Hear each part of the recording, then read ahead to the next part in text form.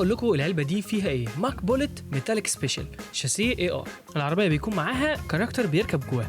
ده طبعا الوش ميتاليك زي ما قلنا، ودي القطعه اللي بتركب في الشاسيه، التروس والموتور. دي الكاوتشات، كاوتشات سوفت لارج. ده الشاسيه، شاسيه اي ار لونه اسود، الخامه بتاعته قويه جدا. الشاسيه ده بيقبل تعديلات كتير، الموتور بتاعه خلفي. ودي الجنود برضو ميتاليك. دي القطع اللي بتركب على الشاسيه، ودي الستيكرز.